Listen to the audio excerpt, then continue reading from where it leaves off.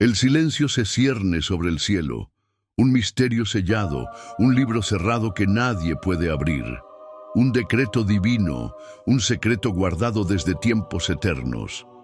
Juan, abrumado por una visión abrumadora, contempla el trono celestial.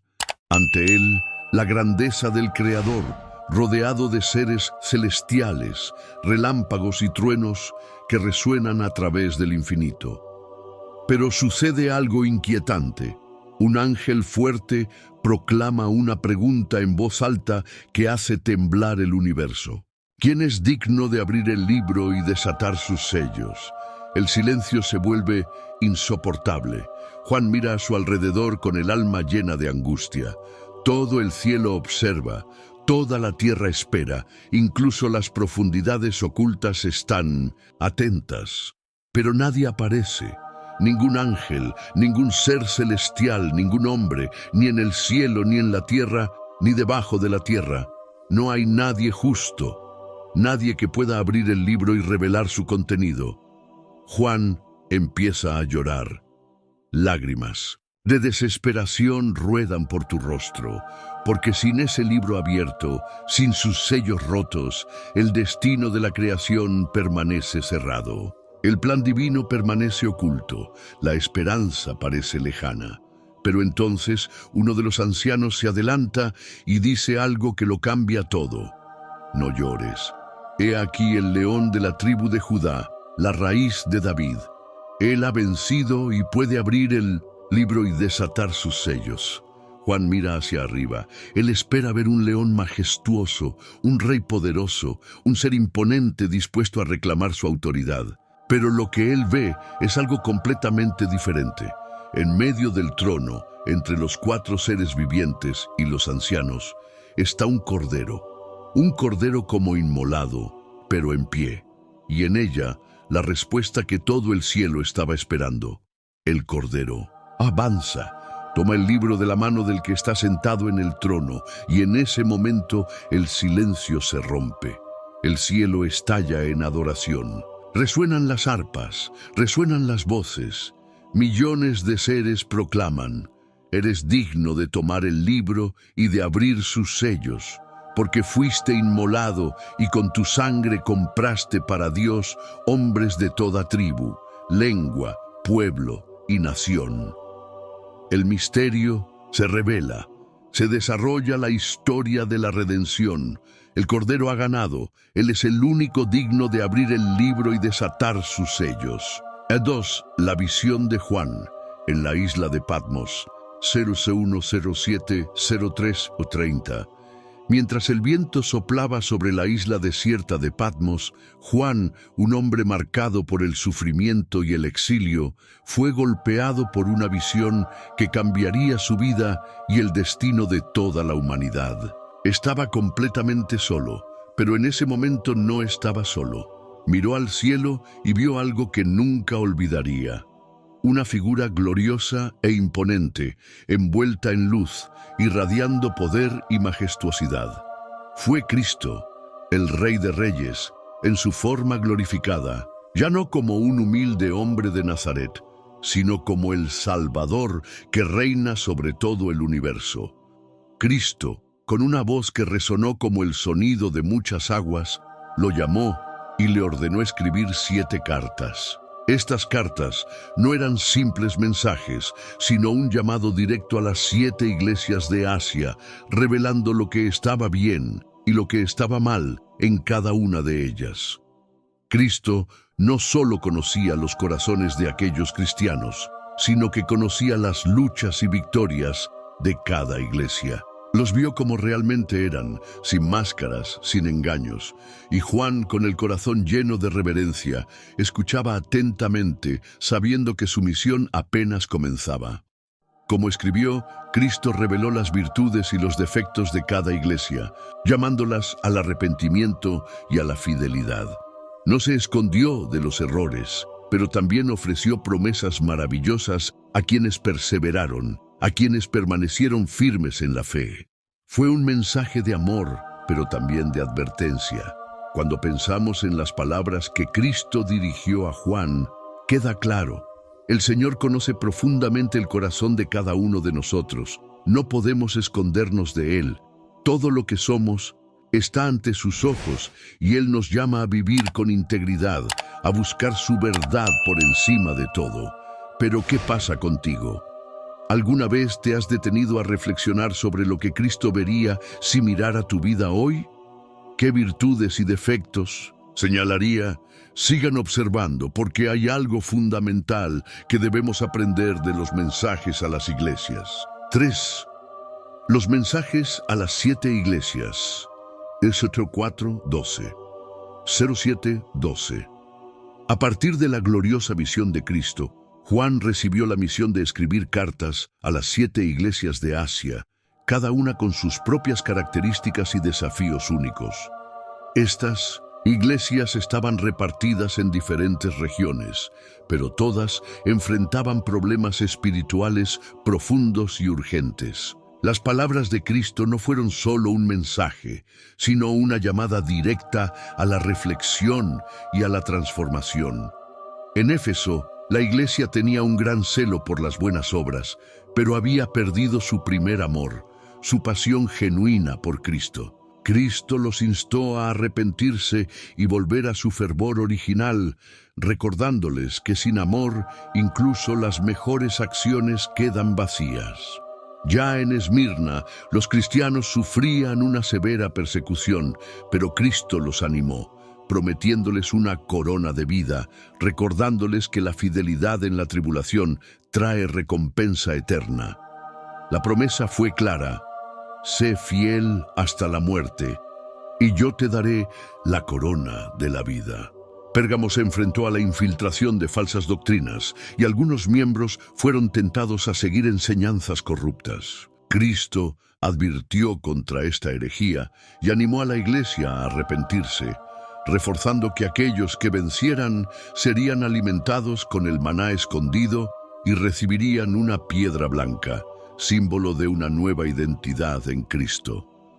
En Tiatira, la iglesia estaba siendo corrompida por prácticas idólatras e inmorales, principalmente a causa de una falsa profetisa que estaba llevando a muchos al pecado. La advertencia de Cristo fue severa: o la iglesia se arrepentiría o enfrentaría un gran castigo. Pero la promesa a los que permanecieron fieles fue autoridad sobre las naciones, simbolizando el dominio espiritual que Cristo concede a quienes vencen la tentación. Sardis parecía una iglesia viva, pero estaba espiritualmente muerta. Sus miembros se estaban asentando, pensando que estaban bien, cuando en realidad estaban lejos de Dios. Cristo los exhortó a despertar, a ser fuertes y a completar lo que les quedaba de fe. Los vencedores serían vestidos de blanco y sus nombres serían confesados ante el Padre. En Filadelfia, Cristo encontró una iglesia fiel que había cumplido su palabra y no había negado su nombre, incluso ante las dificultades. Él prometió abrir puertas que nadie podría cerrar y proteger a la iglesia de la hora de prueba que vendría sobre el mundo. Filadelfia se convirtió en un ejemplo de fidelidad, siendo recompensada con un lugar eterno en el templo de Dios. Finalmente, en la Odisea, una iglesia tibia y apática, Cristo dio una advertencia directa. Pensaban que eran ricos y autosuficientes, pero espiritualmente eran pobres, ciegos y desnudos.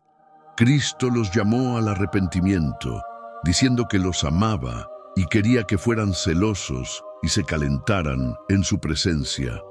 A los que se arrepintieron, Él les prometió una posición junto a Él en el trono. Los mensajes de Cristo a las 7 iglesias nos interpelan hasta el día de hoy. Nos recuerdan que no podemos ser complacientes, que nuestra fe debe ser genuina, perseverante y llena de arrepentimiento y fidelidad. Las promesas de Cristo son poderosas, pero exigen una vida de compromiso con Él. ¿Qué ha dicho Cristo a tu corazón? ¿Estás dispuesto a vivir fielmente como las iglesias que han permanecido fieles a Él? 4. La gloria celestial y la apertura. De los sellos, 1809, 24:44. Mientras Juan estaba inmerso en visiones divinas, fue testigo de algo grandioso. Vio el trono de Dios, en el centro de una gloria indescriptible, rodeado de seres celestiales y ancianos que adoraban incesantemente. La escena era majestuosa, con la luz de Dios brillando y proclamando su soberanía sobre todo. El culto era continuo, y las criaturas celestiales no cesaban de declarar la santidad de Dios. El cielo era un lugar de absoluta reverencia, donde todo ser creativo y creado estaba sujeto a la voluntad divina. Pero esta visión de gloria fue interrumpida por un momento de gran tensión. En las manos de Dios estaba un libro sellado con 7 sellos, y nadie en el cielo, en la tierra o debajo de la tierra era digno de abrir ese libro y revelar su contenido. La búsqueda de alguien digno de abrir los sellos parecía infructuosa, hasta que, entre las multitudes del cielo, apareció una figura imponente. El Cordero, el león de la tribu de Judá, el único digno de tomar el libro y abrir sus sellos. El Cordero, con su naturaleza sacrificial y gloriosa, es el centro de la esperanza celestial. Había sido asesinado, pero ahora estaba victorioso, listo para poner en marcha los acontecimientos que conducirían al cumplimiento de la voluntad divina. El momento era crucial. La apertura del libro significaría el comienzo del fin de los tiempos y la revelación de los juicios y bendiciones que afectarían a la humanidad. Con un gesto de poder absoluto, el Cordero comenzó a abrir los primeros sellos. Cada sello, al romperse, desencadenaba una serie de acontecimientos apocalípticos cuyas consecuencias resonaban en toda la tierra. El primer sello reveló un caballero montado en un caballo blanco, símbolo de conquista y poder que saldría a conquistar. El segundo sello liberó a un jinete sobre un caballo rojo, que representa la guerra y el derramamiento de sangre. El tercer sello mostraba a un jinete sobre un caballo negro, símbolo del hambre y la escasez. Y el cuarto sello revelaba a un jinete sobre un caballo pálido, anunciando la muerte y las calamidades que vendrían sobre la humanidad. Con cada sello abierto, el mundo experimentaría un aumento en el sufrimiento, la destrucción y la angustia. Pero al mismo tiempo, cada sello también representaba el avance del plan divino, la justicia de Dios ejecutándose, el cumplimiento de las profecías y el progreso de la redención. Aunque el sufrimiento era real, era parte del proceso de purificación, donde el mal sería derrotado y el reino de Dios se establecería plenamente. Cuando se rompieron los sellos y aparecieron los jinetes, Juan, en su visión, estaba asombrado y asustado. El poder y la autoridad de Dios eran evidentes, pero el futuro de la humanidad también parecía sombrío. Sin embargo, esta visión fue solo el comienzo de la revelación, una preparación para el gran clímax apocalíptico que se desarrollaría ante todos. Lo que vemos aquí es que la apertura de los sellos no es solo un evento de destrucción, sino también un proceso de purificación y justicia. Para los fieles, esto representaba la cercanía de la victoria final sobre el mal, mientras que para los malvados era el juicio por sus acciones. El Cordero, al abrir los sellos, estaba conduciendo la historia a su culminación final, donde todos los enemigos de Dios serían derrotados y su reino reinaría eternamente. La gloria celestial que Juan presenció, junto con los jinetes apocalípticos, nos enseña a reverenciar la autoridad de Dios y confiar en su plan, incluso en medio del caos y la destrucción. Después de todo, como revela la visión, Dios tiene el control y todo lo que sucede tiene un propósito mayor. 5. Los 4 jinetes del Apocalipsis y el grito de los mártires, 24:44, 30:13. Cuando el Cordero rompió el segundo sello, se extendió una atmósfera de terror. La apertura del sello reveló al primer jinete montado en un caballo blanco, con un arco en su mano, cabalgando hacia la conquista. Representaba la conquista, pero también el engaño. Su presencia simbolizó el surgimiento de líderes y movimientos que conquistan, pero no a través de la verdad, sino impulsados por la corrupción y el falso poder. Este caballero trajo consigo una ilusión de paz, pero en realidad su llegada fue el presagio de tiempos turbulentos, donde la confianza sería traicionada y los valores distorsionados. Entonces el Cordero abrió el segundo sello y apareció el jinete sobre un caballo rojo. Llevaba una espada y su papel era claro, traía guerra y destrucción. La espada que empuñaba simbolizaba no solo la lucha física, sino también la división, el odio y la violencia entre las personas. La guerra no es solo un conflicto entre naciones, sino una realidad devastadora que divide corazones, destruye familias y destroza sociedades. Su llegada fue un sombrío recordatorio de con qué facilidad se puede destruir la paz cuando la humanidad se aleja de Dios. El tercer sello se abrió, revelando un caballero montando un caballo negro. Llevaba una balanza, representación directa de la escasez y la hambruna que afectarían a la tierra. Con la balanza simbolizaba el comercio de alimentos escasos y la creciente desigualdad. El hambre no es solo la ausencia de alimentos, sino el reflejo de un mundo donde los recursos están controlados por unos pocos y se ignora el sufrimiento de muchos. Este caballero trae consigo la cara más cruel de la humanidad, la lucha por la supervivencia en medio de la escasez, donde el valor de la vida humana disminuye ante el hambre y la miseria. Finalmente, el Cordero rompió el cuarto sello y apareció el jinete pálido, un espectáculo aterrador. Cabalgaba sobre un caballo de tono blanquecino, casi cadavérico, y su presencia estaba marcada por la muerte. La muerte que trajo no fue solo física, sino también espiritual, representando el fin de una era y el pago final por nuestras decisiones. Este caballero es el pináculo del ciclo de destrucción traído por los otros tres caballeros. Donde los otros caballeros trajeron conquista, guerra y hambre, el caballero pálido trajo el enemigo definitivo, la muerte, que sería la consecuencia de todo lo anterior. Pero mientras los jinetes exhibían su destrucción, algo profundamente conmovedor sucedía en el cielo. Al abrirse el quinto sello, Juan vio bajo el altar a los mártires que habían sido asesinados por su fe. Clamaron a gran voz y preguntaron a Dios: ¿Hasta cuándo, Señor, permitirás que prevalezca el mal? ¿Cuándo se ejecutará el juicio contra los que derramaron nuestra sangre? Estaban esperando, confiados en que la justicia de Dios llegaría en el tiempo oportuno, pero ansiosos por el cumplimiento de su palabra.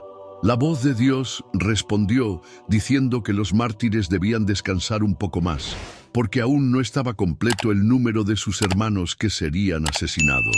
Esta visión nos recuerda que esperar la justicia divina, por difícil que sea, es una parte esencial del plan de Dios. Incluso cuando el mal parece dominar, Dios tiene el control y la verdadera justicia llegará a su debido tiempo. La fe de aquellos mártires fue inquebrantable y su perseverancia nos desafía a vivir con la misma confianza, sabiendo que en medio del dolor y el sufrimiento, Dios está mirando y al final Él traerá justicia.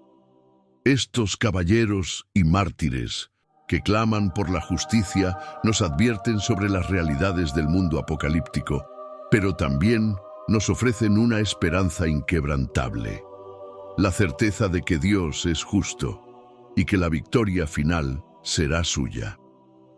6. Las trompetas y los juicios. Divinos 35-38, 38-46. La secuencia de los juicios de Dios continúa a un ritmo implacable. En el momento en que el Cordero rompió el séptimo sello, las trompetas fueron dadas a los ángeles y la revelación del juicio divino se intensificó. El sonido de las trompetas resuena en el cielo y la tierra tiembla ante las primeras señales devastadoras del juicio. Suena la segunda trompeta y con ella viene destrucción en los mares. Un gran montículo ardiente es arrojado al océano, volviendo las aguas amargas y matando toda la vida marina. La vista es aterradora, mares de destrucción, donde una vez hubo vida.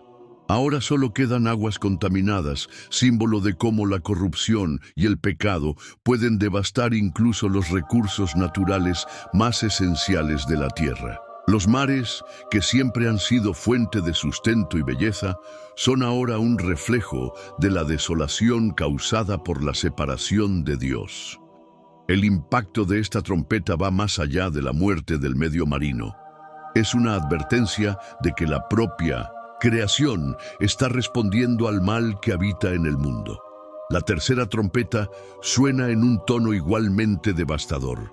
El ángel toca su trompeta y una estrella llamada Ajenjo cae sobre las dulces aguas. Como resultado, los ríos y las fuentes de agua se vuelven amargos y mortales.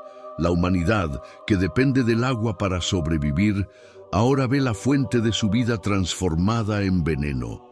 La lección aquí es clara: sin intervención divina, incluso aquello que consideramos vital para nuestra existencia puede convertirse en nuestro destructor. La sentencia es directa y contundente y ataca una de las bases más fundamentales de la supervivencia humana. Pero lo peor aún está por venir. Con la apertura de la quinta trompeta, el escenario apocalíptico alcanza un nivel de terror incomparable. Langostas demoníacas emergen del abismo, con apariencia de caballeros y la capacidad de atormentar a la humanidad.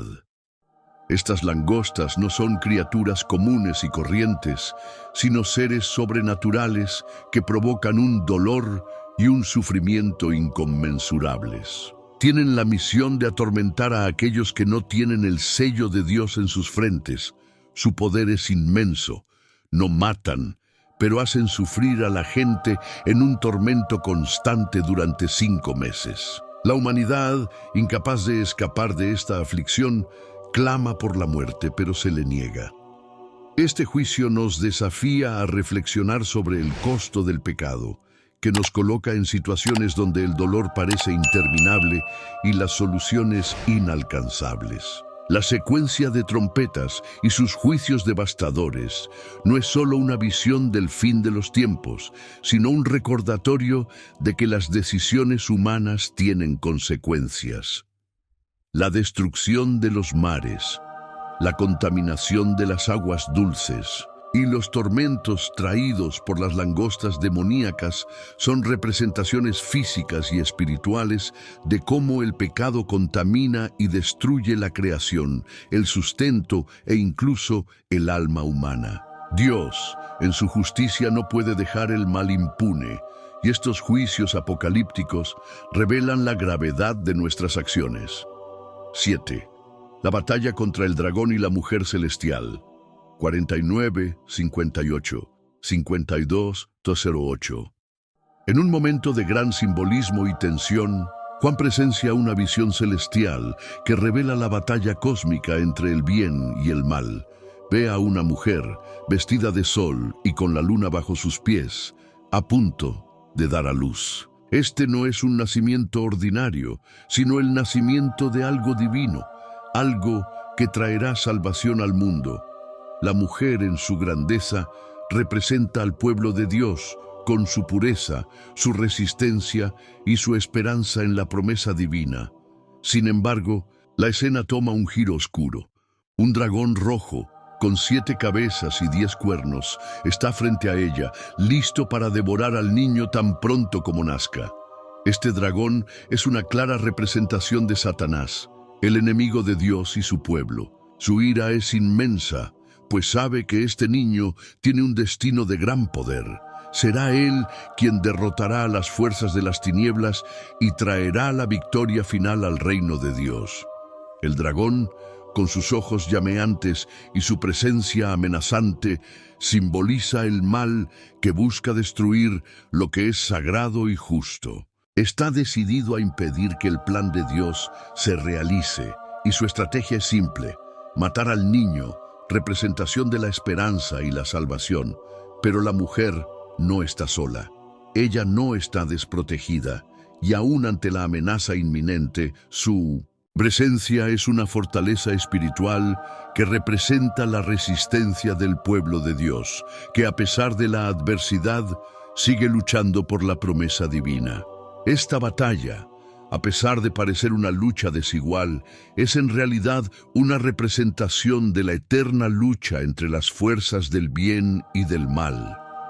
El dragón, con todo su poder destructivo, no puede detener el cumplimiento del propósito de Dios. La visión de Juan trae un mensaje claro. A pesar de la persecución, el dolor y el sufrimiento, la victoria final pertenecerá al pueblo de Dios, y el plan divino no se verá frustrado. Incluso cuando las amenazas parezcan insuperables, la fuerza de Dios estará allí para proteger a su pueblo y cumplir sus promesas. 8. El anticristo y la marca de la bestia. 55:0, 57:50. La tensión en la narración bíblica alcanza un nuevo nivel cuando aparece la primera bestia. Este ser aterrador e imponente representa el poder absoluto del anticristo, el líder que dominará el mundo con puño de hierro. La bestia recibe la adoración de todas las personas, una adoración forzada, pero que se propaga como un virus, contaminando las mentes y los corazones de quienes se entregan al malvado sistema. Su autoridad es absoluta y quienes se someten a ella son engañados por la falsa promesa de paz y prosperidad. La segunda bestia, también conocida como el falso profeta, aparece para dar fuerza a la primera. Ella actúa como un instrumento del anticristo, imponiendo una marca que se convertirá en un símbolo de lealtad a este régimen tiránico. La marca 666 se impone en las manos o en la frente de los seguidores del anticristo, señal inequívoca de que son sumisos al sistema de corrupción y del mal. Esta marca, que parece un simple acto de obediencia, en realidad sella el destino eterno de quien la recibe, separándolos de la verdadera salvación. La imposición de la marca de la bestia no es solo una cuestión de control social o político, sino de un profundo alineamiento espiritual con el mal. Aquellos que aceptan la marca renuncian a Dios y su verdad y se entregan completamente al poder del anticristo. Se convierten en esclavos de un sistema que, por muy tentador y seductor que sea, los conducirá a la destrucción final.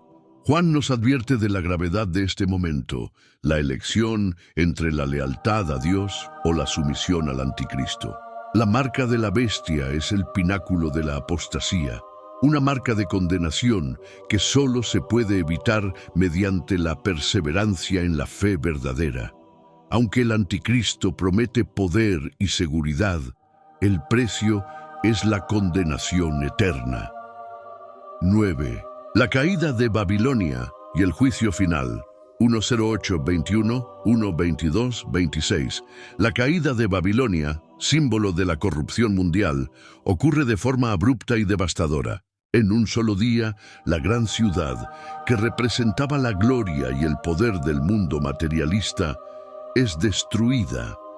Babilonia es el corazón de un sistema que se opone a Dios, una sociedad marcada por la idolatría, la inmoralidad y la opresión. Ella había seducido a las naciones, prometiéndoles riquezas y placeres efímeros, pero ahora, con un golpe repentino e imprevisto, su imperio se desintegra. Las ruinas de Babilonia son un recordatorio de que a pesar de todo su poder e influencia, nada basado en principios corruptos e injustos puede perdurar. El grito de dolor de las naciones que una vez se regocijaron con la prosperidad de Babilonia es ahora un grito de desesperación. Sus gobernantes, comerciantes y aliados descubren que todo lo que habían construido se ha derrumbado y sus riquezas no son más que polvo. Este momento de caída es más que una catástrofe física.